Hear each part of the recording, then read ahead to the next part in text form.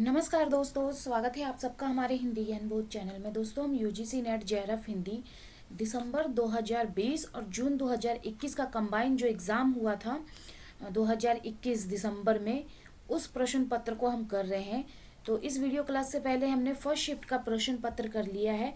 तो आज की वीडियो में हम द्वितीय शिफ्ट मतलब सेकंड शिफ्ट द्वितीय पाली का हम प्रश्न पत्र विश्लेषण सहित व्याख्या के साथ हम करने वाले हैं। तो पहली बार हमारे इस वीडियो को जो देख रहे हैं, वीडियो को लाइक करिए, ज़्यादा ज़्यादा शेयर करिए, चैनल को सब्सक्राइब करिए। और इसी तरह की सीरीज़ अगर आप चाहते हैं तो चैनल को सब्सक्राइब करके बेल आइकन प्रेस कर लीजिए, ताकि आने वाली जितनी भी वीडियो आप तक उसका नोटिफिकेशन जाए। और मैंने अपने चैनल पे प्रीवियस ईयर क्वेश्चन पेपर की काफ़ी सारी सीरीज़ करा चुकी हूँ, देखना चाहते हैं तो देख सकते हैं। तो पहला प्रश्न आप सभी के सामने है, जिसमें सूची 1 को सूची 2 के साथ मिलान करना है। तो यहाँ पे ग्रंथ को उनके रचनाकार के साथ सुमेलित करना है। किसी भी प्रश्न के मैं ऑप्शन नहीं पढ़ूंगी, आप उनको खुद पढ़िए वीडियो को पॉज करके। मैं डायरेक्ट यहाँ पे डिटेल आंसर बताती चलूंगी, जिसमें इसका जो सही उत्तर हो जाएगा वो है बी ऑप्शन, जिसमें राजशेखर का जो रचनाकार हैं काव्य मीमांसा, भट्टनायक के हैं हृदय दर्पण, विश्वनाथ का जो रचनाकार है साहित्य दर्पण, अभिनव गुप्त का जो है अभिनव भारती। अगला जो प्रश्न यहाँ पे नंद दुलारे वाजपेयी जी के संबंध में सही बताना है। यहाँ पे वीडियो को पॉज करके आप प्रश्न को पढ़ लीजिए अच्छे से, उसके बाद इसका उत्तर लगाइए, जिसमें सही उत्तर इसका हो जाएगा ऑप्शन बी, जिसमें नंद दुलारे वाजपेयी ने रामचंद्र शुक्ल की लोक मंगल परक आलोचना दृष्टि का समर्थन किया है।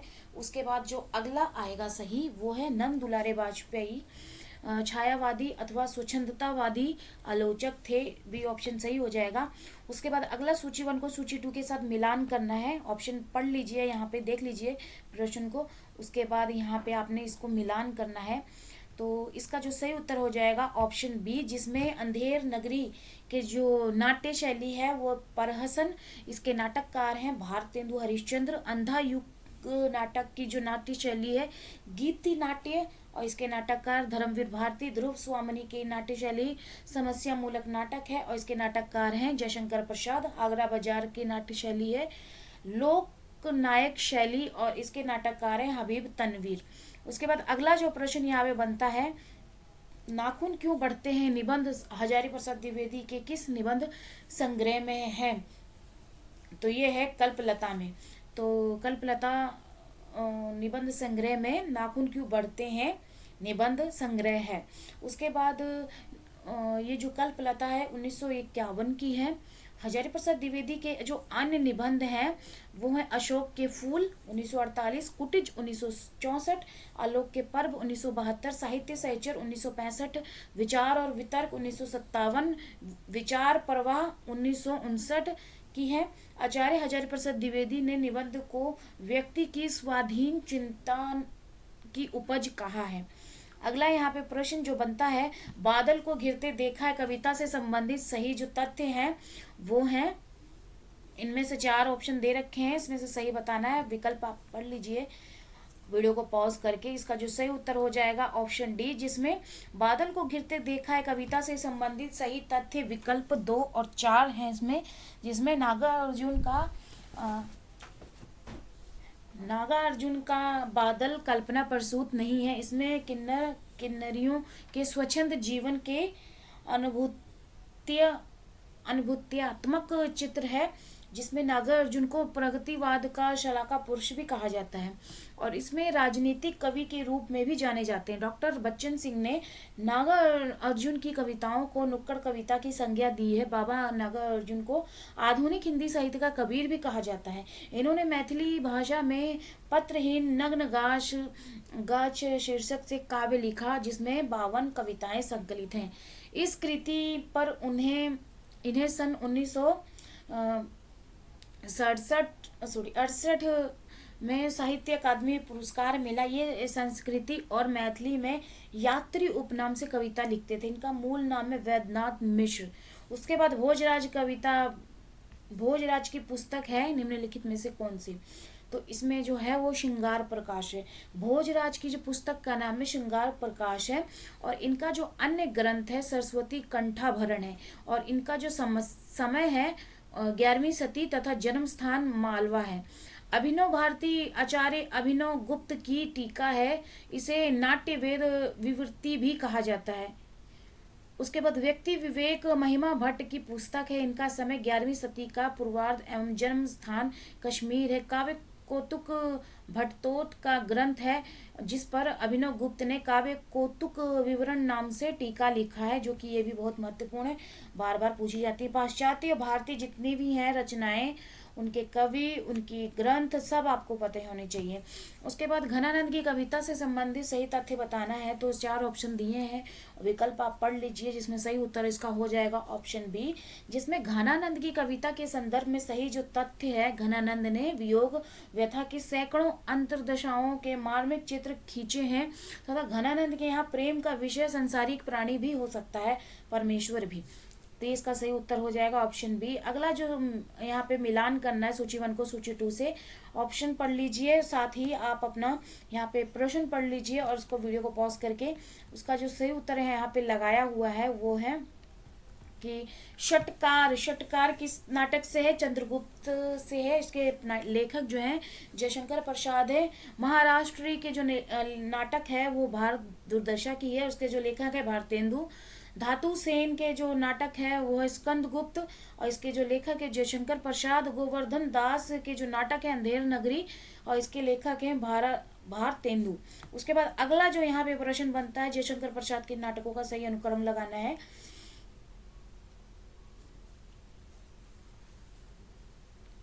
ऑप्शन दे रखा है, उसको आप पढ़िए और उसका सही उत्तर लगाइए, जिसमें जयशंकर प्रसाद के नाटकों का सही जो अनुक्रम है वो है ऑप्शन डी, जिसमें सबसे पहले राजश्री जो कि 1915 की है, अजातशत्रु 1922 की है, स्कंदगुप्त 1928 की है, ध्रुव स्वामी 1933 की है।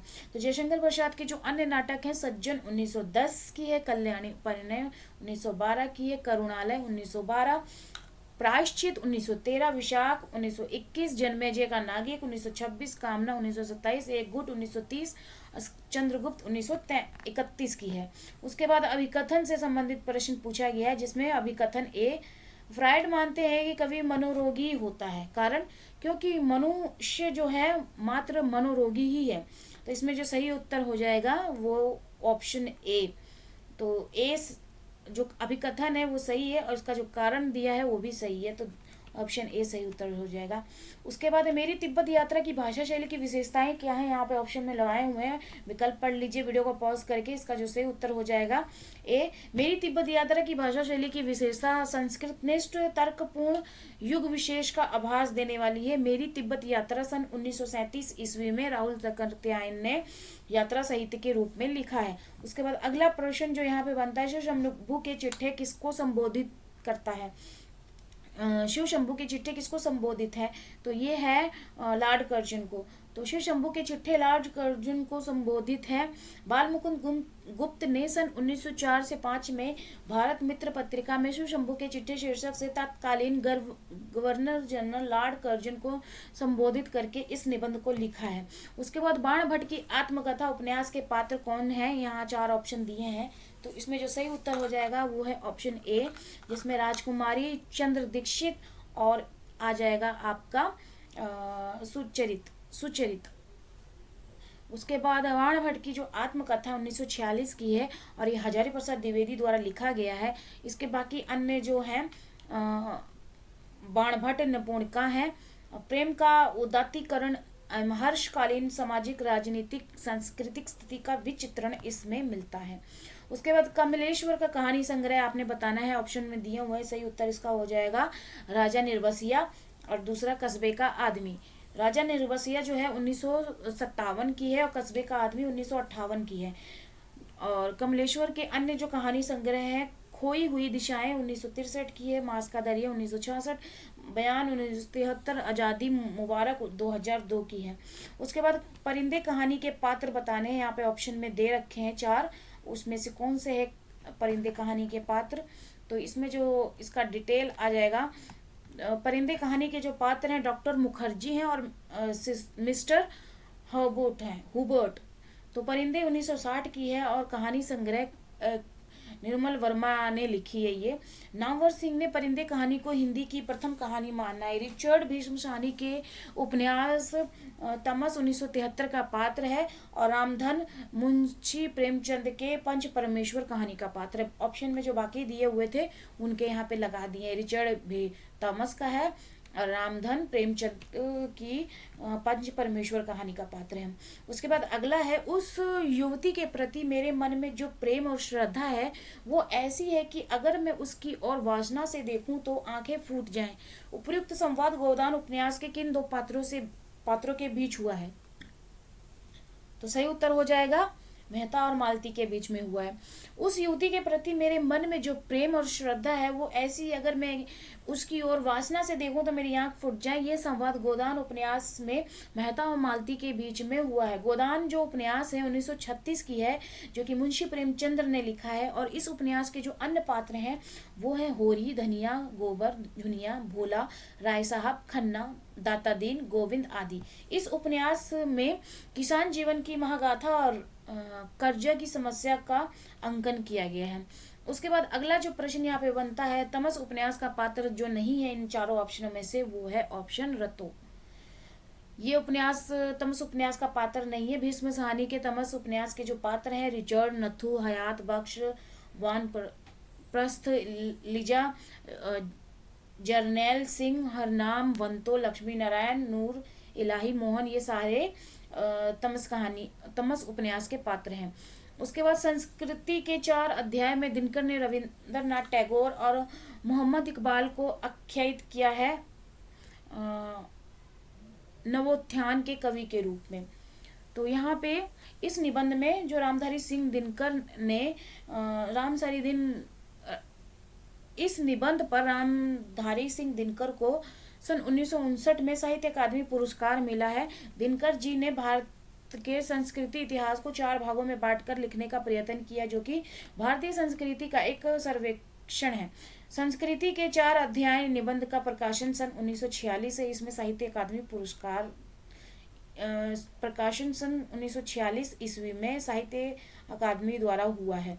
उसके बाद जन्म काल के अनुसार कवियों को अनुक्रम में लगाना है। यहाँ 4 ऑप्शन दिए हैं जिसमें सही उत्तर इसका हो जाएगा ऑप्शन बी, जिसमें लुईपा, स्वयंभू, हेमचंद्र, पुष्पदंत का जो यहाँ पे क्रम है वो इस तरह से आएगा। स्वयंभू 1783 की है, लुईपा पुष्पदत्त जो कि 972 की है, स्वयंभू 783 की है, लुईपा पुष्पदंत 972 की है, हेमचंद्र 1888 की है। लुईपा का जो समय कहीं कहीं 773 ईस्वी में भी देखने को मिलता है। उसके बाद अगला जो प्रश्न यहाँ पे बनता है, चतुर्भुज दास के संबंध में सही बताना है आपने कथन। तो इसमें जो ऑप्शन हो जाएगा सही वो है विकल्प सी। तो चतुर्भुज दास के संबंध में सही कथन, चतुर्भुज दास कुंभन दास के पुत्र थे। हितजु को मंडल इनकी काव्य कृति है। चतुर्भुज दास का समय 1530 से 1585 है। इनके गुरु गोसाई विठलनाथ थे, जिनका जन्म जमुनावती उत्तर प्रदेश में हुआ था। ये अष्टछाप के कवि हैं। अष्टछाप के कवियों में कुंभन दास सबसे बड़े तथा नंददास सबसे छोटे थे। अगला यहाँ पे सुमेलन करना है, तो जिसमें सही उत्तर हो जाएगा ओष्ठ पा आएगा, दंत यहाँ पे ता आएगा, कंठ यहाँ पे ग और तालव्य च आएगा। तो ओष्ठ, दंत, कंठ, तालव्य ये सारे आपको व्यंजन वर्ण सब पता होने चाहिए। अगला यहाँ पे ग्रंथों के अनुक्रम बताने हैं। यहाँ पे विकल्प दे रखा है, ऑप्शन भी दे रखा है, वीडियो को पॉज करके पढ़ लीजिए। जिसमें सही उत्तर इसका हो जाएगा रिपब्लिक जो है वो प्लेटो की है और ये इनका प्रकाशन वर्ष जो है 380 ईसा पूर्व है। प्रैक्टिकल क्रिटिसिज्म है रचना, ये इसके लेखक है आई ए रिचर्ड और ये इसका प्रकाशन वर्ष है 1929। एशियंट एंड मॉडर्न, इसके जो लेखक है टॉमस स्टर्न्स इलियट हैं और इसका प्रकाशन वर्ष 1936 है। Mind in the modern world के जो लेखक हैं लियोनेल टिर्लिंग हैं और इसका जो प्रकाशन वर्ष है 1972 है। रामचंद्र शुक्ल के अनुसार चंद्रबरदाई हैं एक हिंदी के प्रथम कवि और व्याकरण में परमगंत। तो महाकवि तथा पृथ्वीराज रासो हिंदी के प्रथम महाकवि माने जाते हैं। पृथ्वीराज रासो हिंदी साहित्य के प्रथम महाकवि हैं। शुक्ल जी ने चंद्रबरदाई व्याकरण में पारंगत थे। छप्य इनका निजी छंद है। शिव सिंह सरोज ने चंद्र बरदाई को छप्पियों का राजा कहा है। इनकी अधूरी कृति पृथ्वीराज रासो को इनके पुत्र जलहन ने पूर्ण की है। उसके बाद अगला जो प्रश्न यहाँ पे बनता है, मैं हारा दी गिरिधर गोपाल, दूसरा ना कोया कोया दध मथ घृत काढ़ लिया डार दिया छुया। इस उक्त पंक्तियों में छुया का अर्थ है मट्ठा। तो उक्त पंक्तियों में प्रयुक्त छुया का अर्थ है मट्ठा। उपयुक्त पंक्ति भक्ति काल के संप्रदाय निरपेक्ष कृष्ण भक्त शाखा के कवित्री मीराबाई की है। इनकी अन्य जो रचनाएं हैं, राग गोविंद, राग सोरठा, गीत गोविंद, नरसी जी का मायरा। मीराबाई जी के अन्य महत्वपूर्ण जो पंक्तियां हैं वो यहाँ पे लगाई हुई, इनको आप ध्यान में रखिएगा। जिसमें बसो मेरे नैनन में नंदलाल, हरि तुम हरो जन की पीर, घायल की गति घायल जाने और ना जाने कोई, जाके सिर मोर मुकुट मेरो पति सोई। ये सारी इनकी पंक्तियां हैं मीराबाई की, जो कि बहुत महत्वपूर्ण है, इनको ध्यान में रखिएगा। उसके बाद निम्नलिखित में से इतिहास दर्शन से मूल संबंधित विचारक कौन है? तो ये है वाल्तेयर इनका सही उत्तर हो जाएगा। वाल्तेयर का मूल नाम प्रिंसेस मेरी एरो ए था। ये वाल्तेयर नाम से रचना करते थे। इनका जन्म पेरिस में 21 नवंबर 1694 में हुआ। इन्होंने नाटक, दर्शन, व्यंग, कथा तथा काव्य शास्त्रीय रचनाएं लिखी। बंधी बंधाई परंपराओं का इन्होंने विरोध किया है। उसके बाद चंपा द्वीप किस कहानी में आया है? चंपा द्वीप, तो ये आकाशदीप कहानी में आया है। आकाशदीप जयशंकर प्रसाद का कहानी संग्रह है। प्रसाद की जो अन्य कहानी संग्रह है छाया, प्रतिध्वनि, आंधी, इंद्रजाल है। दुलाई वाली 1907 की है। बंग महिला राजेंद्र बाला घोष की। गैंग्रीन कहानी अगे की तथा पिता 1965 की है, जो कि ज्ञान रंजन की कहानी है। उसके बाद यहाँ पे अगला जो प्रश्न बनता है, मैत्री पुष्पा के किस उपन्यास में ब्रज क्षेत्र के जीवन यथार्थ का चित्रण मिलता है? तो ये चाक में मिलता है। मैत्री पुष्पा के अन्य उपन्यास हैं झूला नट, जो कि 1999 की है, अलमा कबूतरी, जो कि 2000 की है, इद नमम जो है 1994 की है, काहे इसरू फाग 2004 की है, गुना बेगुना विजन तियाहट बेतवा बहती रही स्मृति दंश। उसके बाद अगला ये इन सबकी क्या कहते हैं उपन्यास है मैत्री पुष्पा की। अगला जो प्रश्न यहाँ पे बनता है, कौन सा कॉलरिज का ग्रंथ नहीं है? कॉलरिज का जो ग्रंथ नहीं है वो है ए और D. The Table Talk, Elizabethan essays, ये कॉलरिज का ग्रंथ नहीं है। एलिजाबेथ एशिज और एशिज तथा द टेबल टॉक ग्रंथ कॉलरिज के नहीं है, बल्कि एलिजाबेथन एशिज ग्रंथ टी.एस. इलियट का है। The Table Talk William Hazlitt का ग्रंथ है। कॉलरिज द्वारा रचित ग्रंथ जो हैं वो हैं lectures on Shakespeare, Biographia Literaria, church and state, confessions of in inquiring spirit, the friend aids to reflection, ये सारे इनके ग्रंथ हैं। उसके बाद अगला जो यहाँ पे प्रश्न बनता है, असाध्य वीणा आगे के किस कविता संग्रह में है? तो ये है आंगन के पार द्वार में। असाध्य वीणा आगे के आंगन के पार द्वार 1961 कविता संग्रह में संग्रहित है। आगे की जो अन्य कविताएं हैं, बावरा अहेरी जो कि 1954 की है, इंद्रधनुष रोंदे हुए 1957 की है, अरियो करुणा प्रभामयी 1960 की है। अगला जो प्रश्न यहाँ पे बनता है, अखियां हरि दर्शन की भूखी, बारक या मुखी फेरी दिखाओ, दुही पे पीवत पतूखी। उक्त पद में पतूखी का अर्थ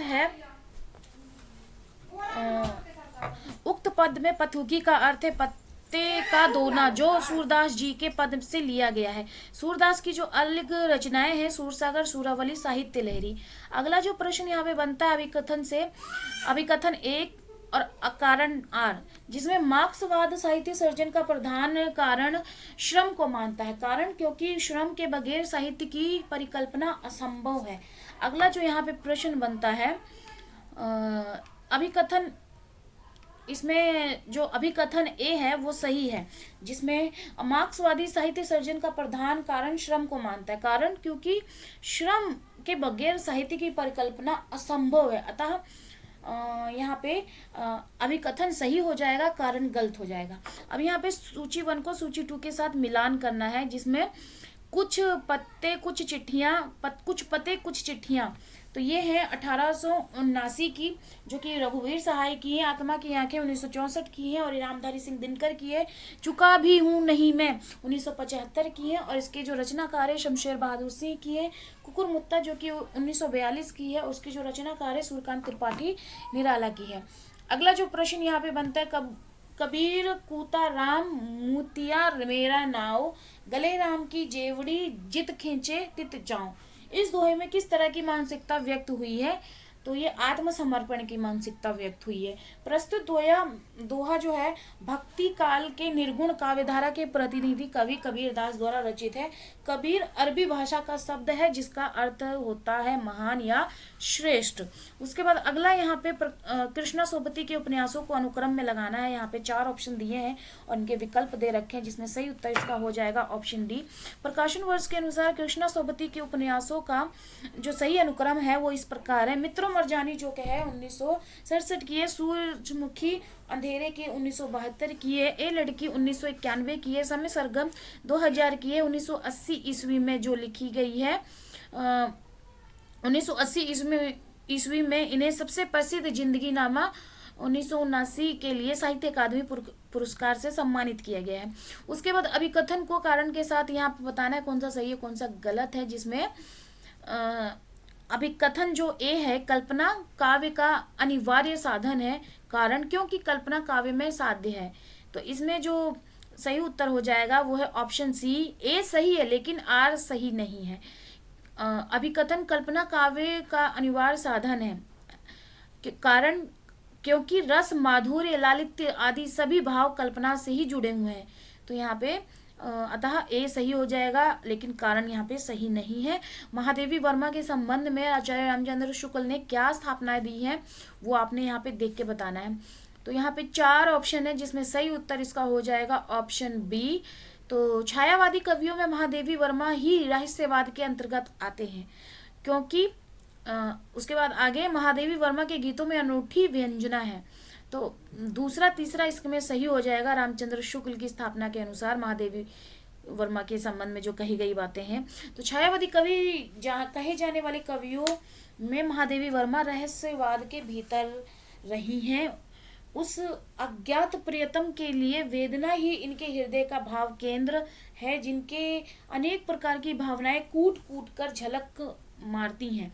वेदना से इन्होंने अपना स्वाभाविक प्रेम व्यक्त किया है, उसी के साथ वो रहना चाहती हैं। इनके गीतों में अनूठी व्यंजना है। तो यहाँ पे जो बोला गया है यहाँ पे, अतः महादेवी वर्मा के संबंध में आचार्य रामचंद्र शुक्ल के अनुसार कथन 2, 3 दोनों ही सत्य होंगे।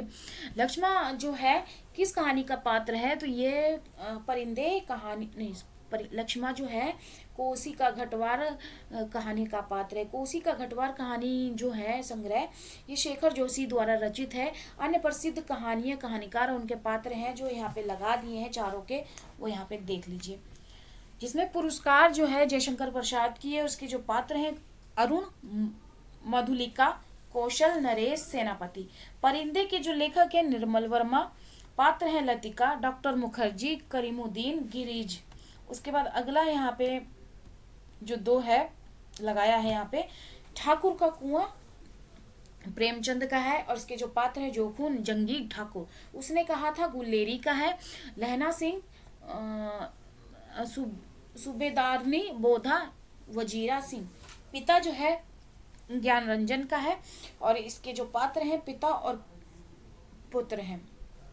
अगला जो यहाँ पे प्रश्न बनता है जिंदगी नामा उपन्यास के बारे में, जो यहाँ पे लगाई है लाइनें, उनको आपने बताना है सही कौन सा है। तो 1 और 3 सही हो जाएगा। जिसमें 20वीं शताब्दी के प्रथम 15 वर्ष में पंजाब के किसानों ग्रामीणों के जीवन का चित्रण हुआ है। उसके बाद यहाँ पे परिनिष्ठित हिंदी को पंजाबी प्रयोगों से आक्रांत कर दिया गया है। तो 1 और 3 ये दोनों सही हो जाएंगे इसमें। जिंदगीनामा जो है वो कृष्णा सोबती द्वारा रचित एक बड़ा उपन्यास है। प्रसिद्ध आलोचक डॉक्टर देवराज उपाध्याय के शब्दों में, यदि किसी को पंजाब प्रदेश की संस्कृति, रहन सहन, चाल ढाल, रीति रिवाज की जानकारी प्राप्त हो करनी है, तो इतिहास की बात जाननी हो, वहाँ की दंत कथाओं, प्रचलित लोकोक्तियों तथा 18वीं-19वीं शताब्दी की प्रवृत्तियों से अवगत होने की इच्छा हो, तो जिंदगीनामा से अन्यत्र जाने की आवश्यकता नहीं है। अगला आपके बंटी उपन्यास के बारे में जो कथ्य है यहाँ पे दिए हैं, बताना कौन सा सही है। तो सही उत्तर हो जाएगा 1 और 4 सही होंगे इसमें, जिसमें तलाकशुदा पति पत्नी की संतान की समस्या है, दाम्पत्य संबंध का विघटन है। तो जो आपका बंटी उपन्यास है ये 1971 में अपने ढंग का अकेला उपन्यास है। और इस उपन्यास में आज के मध्य वर्गीय समाज में तलाक की समस्या, दाम्पत्य जीवन के तनाव के कारण तलाकशुदा दंपतियों के बच्चों की मनोवैज्ञानिकता का बड़ा ही मार्मिक चित्रण किया गया है। तो मनु भंडारी ने अपने प्रसिद्ध उपन्यास महाभोज, जो कि 1979 के बल पर अक्षय ख्याति अर्जित की है, यह एक राजनीतिक उपन्यास माना गया है। इसका परिवेश व्यक्तिगत या पारिवारिक न होकर सामाजिक है। अतः आपका बंटी उपन्यास का कथ्य 1 और 4 यहाँ पे जो सही हो जाएंगे। अगला यहाँ पे जो प्रश्न बनता है, सूची 1 को सूची 2 के साथ सुमेलित करना है। यहाँ पे वीडियो को पॉज करके आप ये विकल्प देख लीजिए, आपने इसको लगाना है। उसके बाद यहाँ पे जो दिया है देख लीजिए, जिसमें चुनाव जीतने वाली जो है वो चुनाव वाला जो है वो आ जाएगा रुपन बाबू का, छोटे बड़े से आ जाएगा हीरा होरी का, सबसे पहले वाले जो आ जाएगा वो शेखर का, समूचा आर्यवर्त का जो है लौरिक देव का है। तो इस तरह से यहाँ पे देख लीजिए, ऑप्शन यहाँ पे ए सही होगा। मैं यहाँ पे करके बता देती हूँ ड्रॉ।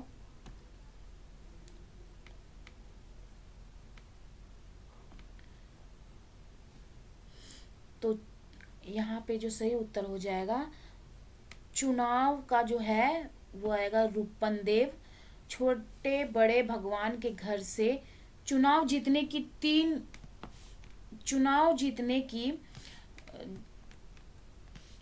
तीन तरकीबें हैं, एक रामनगर वाली, दूसरी नेवादा वाली और तीसरी महिवालपुर वाली। तो यहाँ पे ये किसने बोला है? रुपन बाबू ने कहा है। उसके बाद यहाँ पे अगला जो आ जाएगा, छोटे बड़े भगवान के घर से बनकर आते हैं, संपत्ति बड़ी तपस्या से मिलती है। तो ये आ जाएगा, ये किसने कहा है? होरी ने कहा है। सबसे पहले तुम शशि इसीलिए नहीं कि तुम जीवन में सबसे पहले आई या तुम सबसे ताजी स्मृति हो। ये किसका है? ये शेखर का है। उसके बाद समूचा आर्यवर्त रक्त कर्दम से पिछल होने जा रहा है। तो ये आ जाएगा लौरिक देव का। तो इस तरह से कुछ ये आपका मिलान होगा। अगला प्रश्न हम कर लेते हैं। गोदान उपन्यास में वर्णित गांव कौन सा है? तो इसमें गोदान उपन्यास में जो गांव वर्णित किया गया है, एक है सेमेरी, दूसरा है बेलारी। तो सेमेरी बेलारी गोदान उपन्यास में केंद्र में रखकर कथा वर्णित की गई है इन गांव को।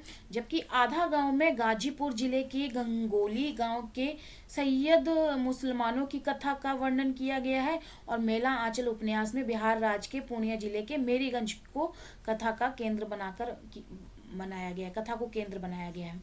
उसके बाद आज का हिंदी निबंध साहित्य अधिकांश में आलोचना की ओर दौड़ा जा रहा है। आजकल आचार्यत्व की चाह रीतिकाल से भी कुछ बड़ी चढ़ी है। यह कथन किसका है? तो ये कथन है बाबू गुलाब राय का। तो बाबू गुलाब राय का उपयुक्त कथन है। जबकि नंद किशोर नवल मुक्तिबोध मार्क्सवादी या प्रगतिवादी आलोचक के रूप में प्रसिद्ध हैं। मलेज मूलतः कवि हैं। इनके आलोचनात्मक निबंधों की 2 संग्रह, कविता से साक्षात्कार जो कि 1979 और संवाद और एकालाप 1984 में प्रकाशित हुई है। उसके बाद कर रही है लीलामय आनंद, महाचिति सजग हुई सी व्यक्त, विश्व का उन्मीलन अभिराम, इसी में सब होते अनुरक्त। शिव की कौन सी 3 शक्तियों को महचिति कहा गया है? तो ये कहा इच्छा, ज्ञान और क्रिया को। उसके बाद है तत्सम शब्द जो नहीं है इसमें से, वो है किसान। किसान तत्सम शब्द नहीं है, तद्भव शब्द है। इसका तत्सम रूप कृषक होगा, जबकि अग्नि, भ्राता और आज्ञा तत्सम शब्द है। उसके बाद फिर से आपने मिलान करना है यहाँ पे, जिसमें सही उत्तर हो जाएगा लाल। उसका ऑप्शन जो सही उत्तर हो जाएगा लाल मदन मोहन, ये किसकी है? तो ये है परीक्षा गुरु की उपन्यास से पात्र। राम किशुन बाबू, तो ये है मैला आंचल से। मंगल जो है ये है गोदान से। उसके बाद जुबेर जो है ये है झूठा सच से। सही सही उत्तर का सी हो जाएगा। अगला प्रश्न यहाँ पे देख लेते हैं। आज के व्यापक सामाजिक संबंधों के संदर्भ में जीने वाले व्यक्ति के माध्यम से ही मुक्तिबोध ने अंधेरे में कविता में अस्मिता की खोज को नाट्य रूप दिया। यह कथन किसका है? 4 ऑप्शन दिए हैं, जिसमें सही उत्तर हो जाएगा ये जो कथन है ये नामवर सिंह का है। अंधेरे में एक लंबी कविता है। विभिन्न आलोचकों ने इसे विभिन्न दृष्टिकोण से देखा है, जो कि इस प्रकार है। रामविलास शर्मा ने इसे अपराध भावना का अनुसंधान तथा आरक्षित जीवन की कविता कहा है। रामस्वरूप चतुर्वेदी ने अंधेरे में के लंबे खंडों में कवि की समस्या है, जब समाज के उत्थान पतन और आंदोलन के बीच अपनी रचना के प्रेरक तत्वों का अभिज्ञान, रचना कैसे बाहर से अंदर आती है और फिर कैसे बाहर से दूर दूर तक व्याप्त हो जाती है। ये कथन किसका है? रामस्वरूप चतुर्वेदी जी का। इंद्रनाथ मदान ने इसे आत्म संशोधन का अनुसंधान भी कहा है। उसके बाद अगला जो यहाँ पे प्रश्न बनता है, किस कवि का उपनाम हितैषी है? 4 ऑप्शन दिए हैं, जिसमें से सही उत्तर हो जाएगा जगदम्बा प्रसाद। जगदम्बा प्रसाद का जो जन्म है 1895 ईस्वी तथा निधन इसका 1957 है। और इनका जो जन्म है मुरादाबाद, उन्नाव, उत्तर प्रदेश में हुआ है। इनका उपनाम हितैषी है। इनकी जो अन्य प्रमुख रचनाएं हैं मातृगीता, कल्लोनी, लीनी वे काली दर्शना आदि। उसके बाद भारतेंदु युग के प्रमुख निबंधकार कौन हैं? भारतेंदु युग के प्रमुख निबंधकार जो हैं वो हैं ऑप्शन सी सही उत्तर हो जाएगा, जिसमें काशीनाथ खत्री और दूसरा आ जाएगा आपका राधाचरण गोस्वामी। तो काशीनाथ खत्री और राधाचरण गोस्वामी हैं, जिसमें भारतेंदु युग के अन्य निबंधकार हैं। भारतेंदु युद्ध के जो अन्य निबंधकार हैं वो है बद्री नारायण चौधरी, प्रेमघन, प्रताप नारायण मिश्र, ठाकुर जगमोहन सिंह, अंबिका दत्त व्यास, राधा कृष्ण दास। जबकि हिंदी के प्रथम संस्मरणकार पदम सिंह शर्मा है और इनकी प्रमुख रचना पद्म पराग सन 1929 में प्रकाशित हुई है। अगला प्रश्न यहाँ पे बनता है, कौन सा तत्व मार्क्सवादी चिंतन के पक्ष में नहीं है? तो ये जो नहीं है यांत्रिक भौतिकवाद है। तो यांत्रिक भौतिकवाद तत्व मार्क्सवादी चिंतन के पक्ष में नहीं है, जबकि आधार और अधिरचना, वर्ग संघर्ष तथा प्रतिनिधि पात्र मार्क्सवादी चिंतन के तत्व हैं। कार्ल मार्क्स के साम्यवादी विचारधारा ही मार्क्सवादी विचारधारा के नाम से जानी जाती है, ये भी ध्यान में रखिएगा। अगला जो प्रश्न यहाँ पे बनता है, तुलसीदास ने रामचरितमानस के उत्तर कांड में क्या प्रतिपादित किया है? यहाँ पे 4 ऑप्शन दिए हैं, वीडियो को पॉज करके आप इनको देख लीजिए, पढ़ लीजिए। उसके बाद इसका यहाँ पे आगे जो सही उत्तर हो जाएगा ऑप्शन यहाँ पे लगाया हुआ है। गोस्वामी तुलसीदास ने रामचरितमानस के उत्तर कांड में ज्ञान की अपेक्षा भक्ति को कहीं अधिक सुसाध्य आशुफलदायिनी कहा है तथा कलयुग में लोग स्वार्थी के वशुभूत होंगे और माता पिता तथा गुरु का अनादर करेंगे। रामचरितमानस में तुलसी केवल कवि रूप में नहीं उपदेशक के रूप में भी सामने आते हैं, अतः कथन 1 और 4 दोनों ही सही होंगे। रामचरितमानस को मानव समाज का दर्पण कहा जाता है। इसमें कुल 7 खंड है, जो कि बाल्यखंड, अयोध्या खंड, अरण्य खंड, किष्किंधा कांड, सुंदरकांड, लंका कांड, उत्तरकांड। अगला जो प्रश्न यहाँ पे बनता है, प्रेमचंद की कहानियों को सही अनुक्रम में लगाना है। सही उत्तर इसका हो जाएगा डी, जिसमें जो पंच परमेश्वर है 1916 की है, बूढ़ी काकी 1920 की, सवा सिर गेहूं 1924 की है। उसके बाद प्रेरणा आएगा। प्रेमचंद की जो अन्य कहानियां हैं वो है नमक का दरोगा, पूस की रात, शतरंज के खिलाड़ी, ठाकुर का कुआं, दो बैलों की कथा, सतगति, समर यात्रा, होली का उपहार, ईदगाह, बड़े भाई साहब, कफन इत्यादि। उसके बाद अगला जो प्रश्न यहाँ पे बनता है नंददास की कृतियां जो नहीं है इन चारों ऑप्शनों में से, वो आपने बताना है। तो यहाँ पे नंददास की जो कृतियां नहीं है वो है ऑप्शन डी, कविप्रिया। कविप्रिया नंददास की कृति नहीं है। नंददास की जो कृति है वो है एक रूप मंजरी, विरह मंजरी, मान मंजरी। कविप्रिया केशवदास की रचना है और इसका समय 1601 है। केशवदास की जो अन्य रचनाएं हैं रसिक प्रिया, रामचंद्रिका, विज्ञान गीता आदि। उसके बाद अगला जो प्रश्न यहाँ पे बनता है, संस्कृति के 4 अध्याय के अनुसार अकबर के राज्यारोहण तथा सरकारी हिसाब किस भाषा में रखा जाता है? तो ये हिंदी में रखा जाता है, हिंदी भाषा में रखा जाता है। और संस्कृति के 4 अध्याय 4 भागों में रामधारी सिंह दिनकर द्वारा लिखा गया है। इन पर दिनकर को सन 1959 में साहित्य अकादमी पुरस्कार भी मिला है। उसके बाद अगला जो प्रश्न इनका बनता है, रामचंद्र शुक्ल ने हिंदी साहित्य के इतिहास में देव के कितने ग्रंथों का उल्लेख किया है? तो यहाँ पे 23 ग्रंथों का उल्लेख किया है जो कि निम्न है: रस विलास, भाव विलास, भवानी विलास, कुशल विलास, अष्टयाम, सुजान विनोद, काव्य रसायन, जाति विलास, देव माया प्रपंच, रास विलास, राग रत्नाकर, देवचरित, सुख सागर तरंग, प्रेम चंद्रिका, देव शतक, प्रेम तरंग। ये सारे इनके देव के 23 ग्रंथ है जिसका उल्लेख रामचंद्र शुक्ल ने हिंदी साहित्य के इतिहास ग्रंथ में किया है। उसके बाद सहमति। सहमति नहीं, यह समकालीन शब्द नहीं है, इसे बालिगों के बीच चालू मत करो। ये पंक्तियां किस कविता से ली गई हैं? तो ये पंक्ति ली गई है नक्सलबाड़ी से। तो उपयुक्त जो पंक्तियां हैं सुदामा पांडे धूमिल द्वारा लिखित कविता नक्सलबाड़ी से ली गई हैं। धूमिल की जो प्रमुख कविताएं हैं मोचीराम, 20 साल बाद, पटकथा, रोटी और संसद, लोहे का सवाद आदि हैं।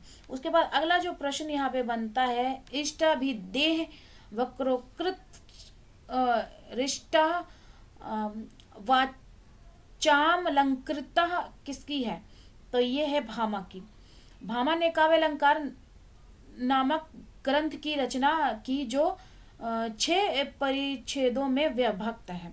उसके बाद जयशंकर प्रसाद की कहानियों को सही अनुक्रम में लगाना है। यहाँ पे लगा दिया है, आपने देख के बताना है। तो सही उत्तर इसका हो जाएगा ऑप्शन ए, जिसमें ग्राम जो है 1911 की है। उसके बाद यहाँ पे गूदर साई जो है ये है 1926 की। और उसके आकाशदीप ये है 1928 की। इंद्रजाल है 1936 की। प्रकाशन वर्ष के अनुसार वर्षाद की कहानियों का सही अनुक्रम है। ये चर्चित कहानियां हैं जो उनकी अलग, और बाकी प्रमुख वो है पत्थर की पुकार, उस पार का योगी, चंदा, देवदासी, ममता, खंडर की लिपि, घीसू, चूड़ी वाली, विसाती, सालवती, मधुआ, नूरी, पुरस्कार, गुंडा, छोटा जादूगर। ये इनकी अन्य चर्चित कहानियां हैं।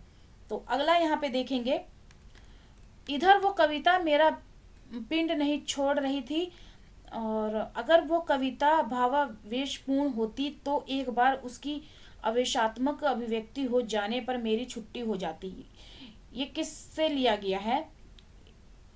यह उद्धरण निम्नलिखित में से किससे लिया गया है? तो ये लिया है एक लंबी कविता के अंत से। यह उद्धरण मुक्तिबोध की एक लंबी कविता का अंत से लिया गया। मुक्तिबोध की जो प्रमुख कविताएं हैं, अंधेरे में, ब्रह्म राक्षस, अंतःकरण का आयतन, भूल गलती। अंधेरे में का पहला जो प्रकाशन है कल्पना में 1964 में आकाशदीप के आशंका के द्वीप अंधेरे में नाम से हुआ है। उसके बाद अगला जो यहाँ पे प्रश्न बनता है वो है कुछ इस तरह से, पार्वती, सुखदेई, दौलत राम और छोटे निम्नलिखित में से किस कथा कृति का पात्र है? तो ये है देवरानी जेठानी का पात्र। देवरानी जेठानी का पात्र है। पार्वती, सुखदेई, दौलत राम और छोटे पंडित गौरी दत्त द्वारा लिखित उपन्यास देवरानी जेठानी कहानी का पात्र है, और ये कहानी 1870 की है। रानी केतकी की कहानी इंशाअल्लाह खां की है। वामा शिक्षक मुंशी ईश्वर प्रसाद कल्याण राय की है। भाग्यवती जो है श्रद्धाराम फुल्लोरी की है। उसके बाद अगला है, मैं नीर भरी दुख की बदली का प्रतिपाद बताना है। यहाँ पे वीडियो को पॉज करके आप इसके विकल्प को पढ़ लीजिए, जिसमें सही उत्तर इसका हो जाएगा ऑप्शन 3 और 4, जिसमें स्त्री का जीवन दुख में ही बीतता रहा है। स्त्री अपने आंसुओं को व्यर्थ नहीं जाने देती, वह उसी से नया सर्जन करती रही है। तो ये इसका कथन है, प्रतिपाद है। महादेवी वर्मा का जो अन्य काव्य कृतियां निहार, रशिम, निर्जा, सांध्यगीत, यामा, दीप शिखा, सप्तपर्णा आदि, इनके सारे आपको स्वर्ण पता होने चाहिए। मुर्दैया का नाहिकू पांडे किस कला में कुशल है? तो ये ढोलक वादन में कुशल है। तो तुलसीराम कृत दलित आत्मकथा मुर्दैया जो कि 2010 की है प्रथम भाग, और द्वित भाग जो है मणिकर्णिका जो कि 2013 की है। अगला जो प्रश्न यहाँ पे बनता है, ईश्वर अंश जीव अविनाशी, चेतन अमल सहज सुख राशि, इन पंक्तियों में कौन सा दर्शन है? तो ऑप्शन दे रखे हैं यहाँ पे, तो सही उत्तर हो जाएगा विशेषता द्वैतवाद दर्शन है। रामानुजाचार्य विशेषता द्वैतवाद दर्शन के प्रवर्तक हैं, जिसमें अद्वैतवाद जो है शंकराचार्य का है, द्वैतवाद जो है भेदवाद ये निम्बार्काचार्य का है, द्वैतवाद मध्वाचार्य का, शुद्धाद्वैतवाद विष्णु स्वामी का है, प्रवर्तक है इनके। उसके बाद अगला प्रश्न यहाँ पे बनता है, श्रीलाल शुक्ल के उपन्यासों का अनुक्रम में लगाना है, जिसमें सही उत्तर हो जाएगा ऑप्शन सी, सोनी घाटी का सूरज 1957 की है, मकान 1976 की है, पहला पड़ाव 1987 की है, विश्रामपुर का संत 1998 की है। अगला जो प्रश्न यहाँ पे बनता है, नाटकों का सही अनुक्रम लगाना है, वो सही उत्तर हो जाएगा यहाँ पे जो आषाढ़ का एक दिन है 1958 की है, लहरों के राजहंस 1963 की है, आधे अधूरे 1969 की है, हनूस 1977 की है। तो सही उत्तर इसका ऑप्शन सी हो जाएगा यहाँ पे। उसके बाद यहाँ पे लहरों के जो राजहंस नाटक की रचना मोहन राकेश ने अश्वघोष के महाकाव्य सौंदरानंद के आधार पर किया है। आधे अधूरे नाटक को मील का पत्थर भी कहा जाता है। आषाढ़ का एक दिन, लहरों के राजहंस, आधे अधूरे नाटक जो हैं मोहन राकेश के हैं, हनुष नाटक जो है भीष्म कहानी का है। अगला यहाँ पे मिलान करना है, जिसमें सही उत्तर यहाँ पे बताना है आपने। तो सही उत्तर यहाँ पे दे दिया है, जिसमें सही उत्तर हो जाएगा डी। तो राष्ट्रपति का जो आदेश है वो है 1955 की है, और संसद की राजभाषा समिति का सुझाव ये 1959 की है, राजभाषा अधिनियम 1963 की है, संकल्प 1968 की है। तो राष्ट्रपति राजेंद्र प्रसाद ने सन 1955 में बाल गंगाधर बीजी खेर की अध्यक्षता में राजभाषा आयोग का गठन किया, और इसके कुल 21 सदस्य हैं। यहाँ पे आगे जो इसका महत्वपूर्ण है तथ्य, वो आप यहाँ पे वीडियो को पॉज करके इसको पढ़ लीजिए। आगे हम करेंगे भारत दूरदर्शा के बारे में कौन से विचार सही हैं। तो इसमें 4 ऑप्शन दिए गए हैं, जिसमें सही उत्तर हो जाएगा दूसरा और तीसरा। यह हिंदी का पहला राजनीतिक नाटक है, और यहाँ पे यह विचार प्रधान नाटक है।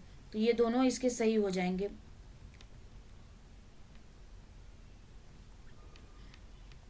उसके बाद मैं इसको थोड़ा जूम इन कर देती हूँ, काफ़ी बड़ा वीडियो हो जाता है कि मेरा भी कंठ सूखने लगता है। तो यहाँ पे देख लीजिए, इसको आप क्या बोला है, भारत दूरदर्शा 1880 में रचित भारतेंदु हरिश्चंद्र का नाट्य या रासक नाटक है। इसमें कुल 6 अंक है, प्रथम, द्वितीय, तृतीय, चतुर्थ, पंचम अंक, षष्ठम, ये सब नाटक के दिए हुए हैं। किस नाटक में क्या चीज हुई है, कौन सी घटना घटी है, वो सब यहाँ पे बोला गया है। और इस नाटक का प्रमुख उद्देश्य क्या रहा है, तत्कालीन भारत की दुर्दशा को दिखाना, दुर्दशा के कारणों को कम करना, दुर्दशा करने वालों का यथार्थ चित्र उपस्थित है। तो ये सारा आप यहाँ पे इसको स्क्रीनशॉट ले लीजिए, आप पढ़ लीजिएगा। अगला हम देख लेते हैं, सूची 1 को सूची 2 के साथ सम्मिलित करना है। तो यहाँ पे इसको भी वीडियो पॉज करके आप ले सकते हैं। 2 इधर है और 2 इधर है। तो इसमें जो सही उत्तर हो जाएगा यहाँ पे लगा दिया है, कीर का प्रिय आज पिंजर खोल दो, हो उठी है चंचू छूकर। तो ये जो पंक्ति है ये स्त्री जागृति के लिए है। भीति विभावरी जागरी अंबर पनघट में डुबो रही, और ताराघट उषा नगरी ये जागरण गीत है। ये जो जमुना के से कछार पद फटे बिवाई के उधार, और ये जो है ये सामाजिक विसंगति से लिया गया है। इस धारा सा ही जग का क्रम शाश्वत इस जीवन का संगम, तो ये दार्शनिकता से है। उसके बाद अगला ध्रुव स्वामिनी के प्रतिपाद बताने हैं आपने। यहाँ पे 4 ऑप्शन दे रखे हैं जिसमें से सही उत्तर आपने बताना है, जिसमें सही उत्तर हो जाएगा ऑप्शन सी।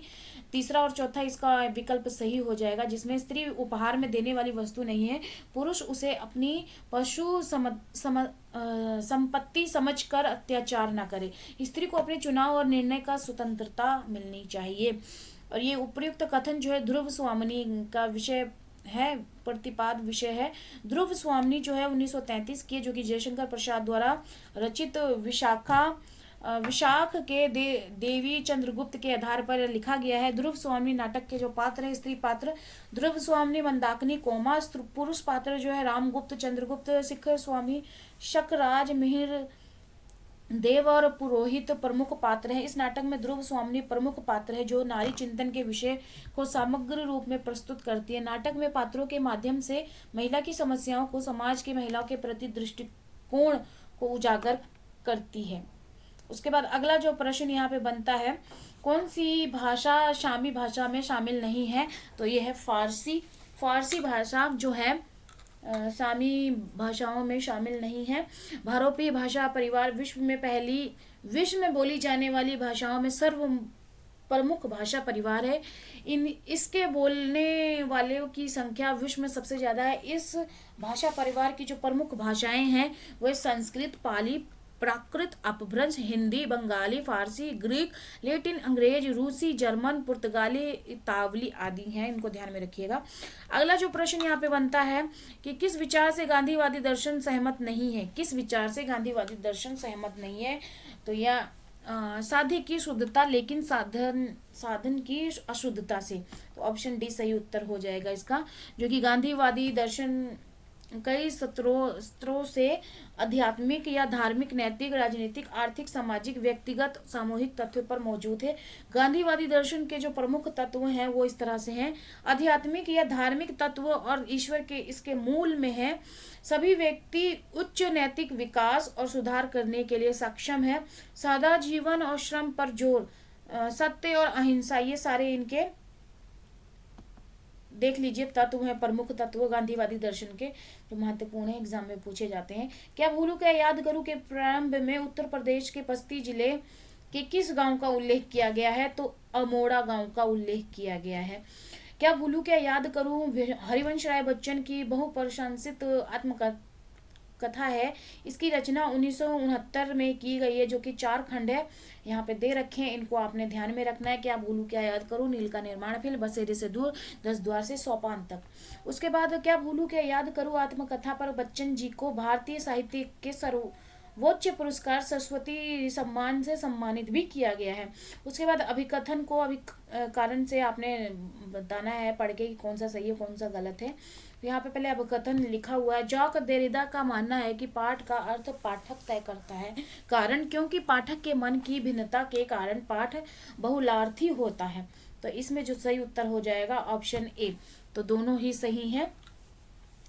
तो यहाँ पे जो जॉक देरिदा विखंडनवाद के प्रवर्तक माने जाते हैं। जॉक देरिदा का जो जन्म है 1930 के अल्जीरिया में हुआ है। इनके गुरु फूको अल्थयूरस हैं ऑफ ग्रामेटोलॉजी और राइट एंड डिफेंस 1978 के इनके प्रमुख ग्रंथ हैं। पाल द मान विखंडनवाद के प्रबल समर्थक माने जाते हैं। अगला जो प्रश्न यहाँ पे बनता है, जहाँ न धर्म न बुद्धि नहीं नीति न सुजन समाज, ऐसे ही आप हुई नशे जैसे चौपट राज, अंधेर नगरी के किस चरित्र से इसे काव्यात्मक संवाद कहलाया गया है, तो ए डी इसका सही उत्तर हो जाएगा। गुरु और महंत का है ये। तो काव्यात्मक संवाद महंत और गुरु दोनों का है, जो अंधेर नगरी नाटक से लिया गया। अंधेर नगरी नाटक अंधेर नगरी जो भारतेंदु हरिश्चंद्र द्वारा 1881 में रचित एक प्रहसन है। इसमें राजा की मूर्खता, अन्याय, अंधेर गर्दी पर तीखा व्यंग्य किया गया। नगरी नाटक में महंत गोवर्धन दास राजा मंत्री प्रमुख केंद्र पात्र हैं। अंधेर नगरी नाटक में कुल 6 अंक है, जिसे दृश्य के नाम से संबोधित भी किया गया है। अगला यहाँ पे जो प्रश्न बनता है कि किस निम्नलिखित वाक्य किस कहानी से लिया गया है। खून का वो आखिरी कतरा जो वतन की हिफाजत में गिरे, दुनिया का सबसे अनमोल चीज क्या है? तो सही उत्तर हो जाएगा दुनिया का सबसे अनमोल रतन। तो खून, और इस कहानी के जो प्रमुख पात्र हैं यहाँ पे जो बाकी लगा दिया है, खून का आखिरी कतरा जो वतन की हिफाजत में गिरे, दुनिया का सबसे अनमोल चीज है। उपयुक्त कथन दुनिया का अनमोल रतन कहानी से लिया गया। यह कहानी प्रेमचंद की है। यह कानपुर की एक उर्दू पत्रिका जमाना में 1907 में प्रकाशित हुआ। तत्पश्चात यह कहानी सोजे वतन प्रेमचंद की कहानी संग्रह में संकलित की गई। कहानी में एक ऐसे सच्चे प्रेमी का जिक्र है जो कि अपनी प्रेमिका को अपने रूप रंग से नहीं बल्कि कुछ भी कर गुजरने के जज्बे से अपनी ओर आकर्षित करता है। कहानी के जो प्रमुख पात्र हैं, दिल फिगार जो पुरुष पात्र है, कहानी का मुख्य पात्र है जो कि दिल फरेब से बेपरवाह प्रेम करता है और अपनी प्रेम को सिद्ध करने के लिए कुछ भी करने को तैयार है। दिल फरेब जो कि नारी पात्र है और एक बेहद खूबसूरत स्त्री है और कहानी की प्रमुख नारी पात्र है। उसके बाद अगला जो प्रश्न यहाँ पे बनता है, अंधा युग नाटक, अंधा युग के संबंध में कौन सा विचार सही है? 4 ऑप्शन दिए हैं, सही उत्तर बताना है आपने, जिसमें दूसरा और तीसरा सही हो जाएगा। आधुनिक भावबोध को रूपायित करने वाले नाटकों में अंधा युग विशेष रूप से उल्लेखनीय है। इसमें बहिद्वंद अंतर्द्वंद दोनों विकराल रूप में मौजूद हैं, तो दूसरा तीसरा दोनों ही सही आएगा इसमें। तो यहाँ पे अंधा युग धर्मवीर भारती द्वारा रचित एक हिंदी काव्य नाटक है और इस गीति नाटक का प्रकाशन सन 1955 में हुआ। ये कथानक भारत युद्ध के अंतिम दिन पर आधारित है। इसमें युद्ध और उसके बाद की समस्याएं और मानवीय महत्वाकांक्षा को प्रस्तुत किया गया है। प्रमुख पात्र हैं जैसे कि अश्वत्थामा, गंधारी, धृतराष्ट्र, कृतवर्मा, संजय, वृद्ध याचक, पहरीवन, व्यास, विदुर, युधिष्ठिर, कृपाचार्य, युथुसु, गूंगा भिखारी, पहरीटू, बलराम, कृष्ण इत्यादि, ये सारे इस नाटक के प्रमुख पात्र हैं। उसके बाद अगला जो यहाँ पे प्रश्न बनेगा, अभिज्ञान का संबंध किससे है? तो ये कथानक से है। तो अभिज्ञान शब्द अरस्तु की मान्यता से आया हुआ है। यह शब्द यूनानी भाषा के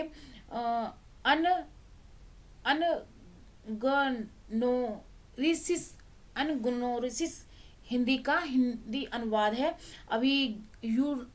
यह जो शब्द है यूनानी भाषा के अनगुनोरिसिस का हिंदी अनुवाद है। अभिज्ञान का शाब्दिक अर्थ है ज्ञान की परिणति।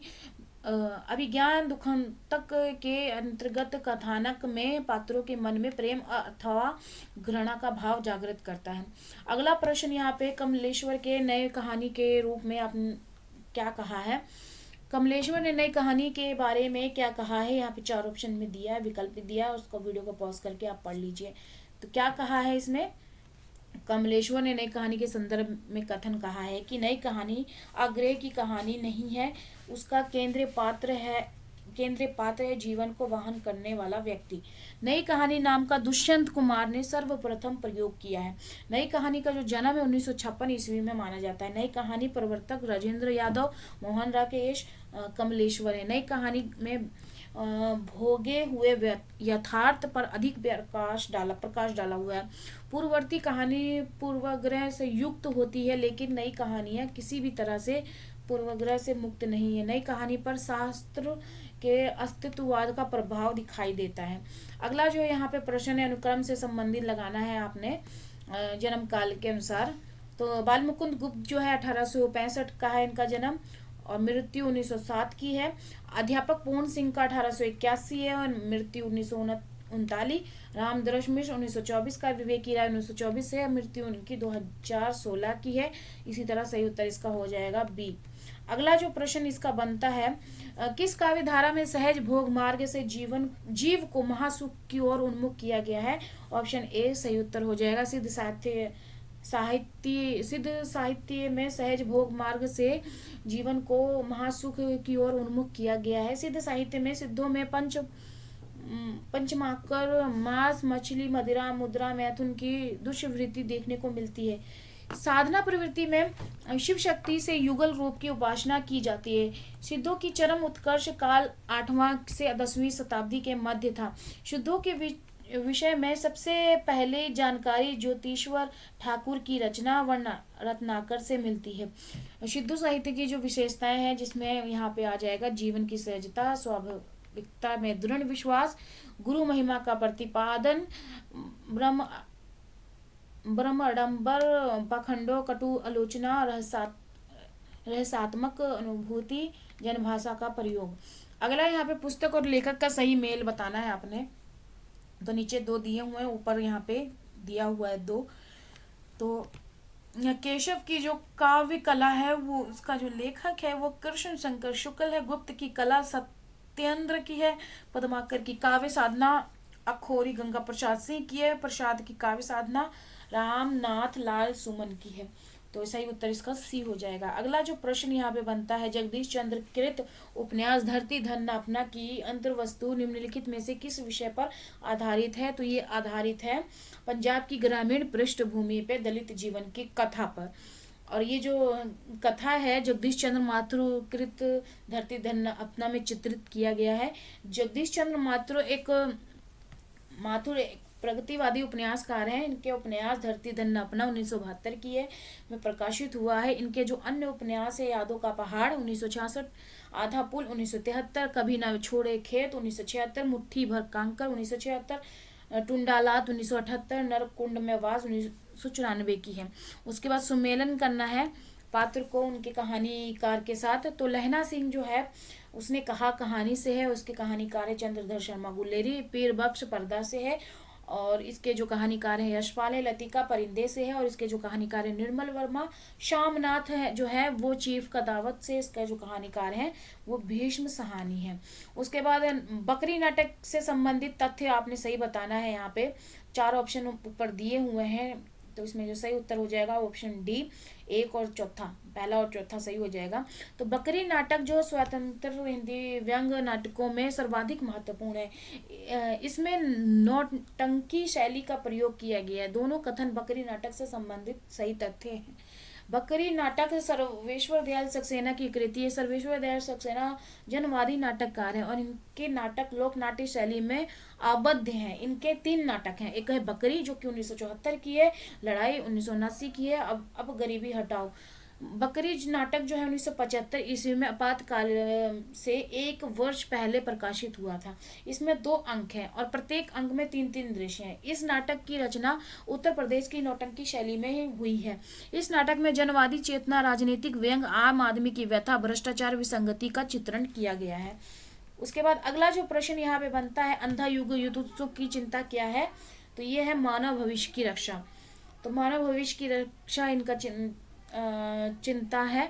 अंधा युग 1954 की है जो कि धर्मवीर भारती का नाटक है। इसमें महाभारत के अवसान के बाद की स्थिति का चित्रण पाया जाता है। इसके जो पात्र हैं महाभारत कालीन के हैं। कृष्णा, अश्वत्थामा, युयुत्सु, संजय, गंधारी, कृपाचार्य पात्र महाभारत से ही लिए गए हैं।